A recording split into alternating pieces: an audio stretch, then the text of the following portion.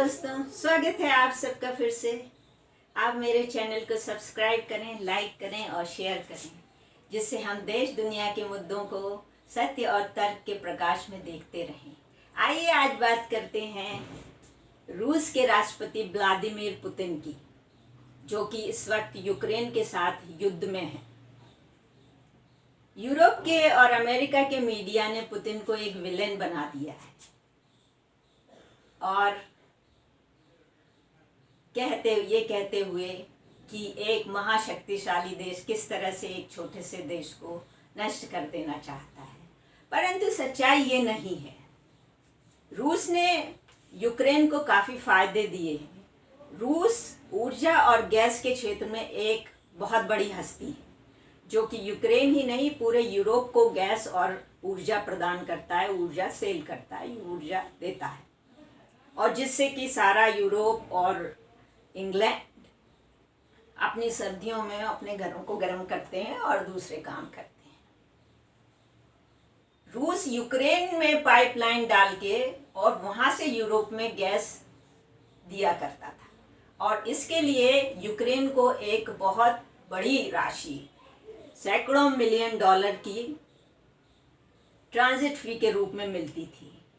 परंतु यूक्रेन में जो सत्ता है वो अमेरिका की बिठाई हुई है, उसके प्रभाव में है और उसका एजेंडा चलाती है। तो ज़ेलेंस्की वो करते हैं जो अमेरिका कहता है।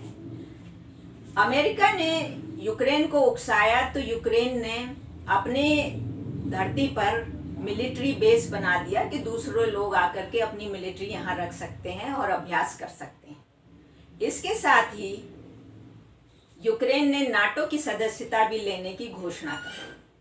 रूस एक ऐसा देश है जो चारों तरफ से नाटो के देशों से घिरा हुआ है, और नाटो के देश, जो नाटो के ऊपर जो प्रभाव है वो अमेरिका का है, और रूस की स्थिति इस बात से बहुत कमज़ोर हो जाती थी। इसलिए उन्होंने यूक्रेन को मना किया कि आप ऐसा ना करिए, ना तो आप मिलिट्री बेस बनाइए और ना ही आप नाटो की सदस्यता लीजिए।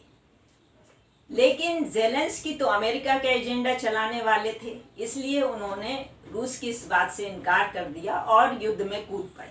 उन्होंने उनकी बातचीत करने के भी अनुरोध को ठुकरा दिया। तो इस तरह से उन्होंने अपने देश के लोगों को, यूक्रेन ने अपने देश के बूढ़ों, बच्चों और जवानों की ज़िंदगी को बहुत बुरी तरह से बुरी खतरे की स्थिति में डाल दिया, और वो भी कोई कारण नहीं था। रूस ने भी यूक्रेन को सज़ा देने के लिए एक तो नॉर्ड स्ट्रीम 1 पाइपलाइन डाली, जिसका अमेरिका ने बहुत विरोध किया, क्योंकि उससे पूरा का पूरा यूरोप रूस की गैस पे और ऊर्जा पे आधारित हो जाता, और फिर वो रूस के खिलाफ अमेरिका के कहने से कुछ नहीं करता। खैर, ये पाइपलाइन सीधे जर्मनी तक पहुंच गई, और इससे जर्मनी और दूसरे आसपास के देशों को गैस मिलने लगी, अब यूक्रेन से नहीं जाती थी। इसकी सफलता को देखते हुए रूस ने नॉर्ड स्ट्रीम 2 पाइपलाइन भी बनाई, जो कि और भी ज़्यादा गैस देती थी, और जर्मनी से वो ऑस्ट्रिया और हंगरी जैसे देशों पर भी ज़्यादा गैस बेचने लगे। तो इससे रूस का प्रभाव यूरोप के ऊपर बढ़ता जा रहा था, और अमेरिका को ये खतरा लगा कि उसका प्रभाव ख़त्म होता चला जा रहा है, और इसलिए उन्होंने यूक्रेन को उकसाया, जिसमें यूक्रेन ने युद्ध की ठान ली।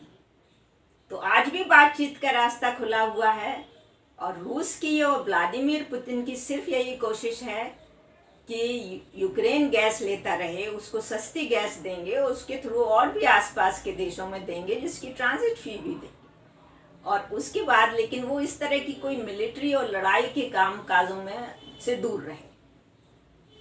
तो व्लादिमीर पुतिन सिर्फ अपने देश की सुरक्षा चाहते थे।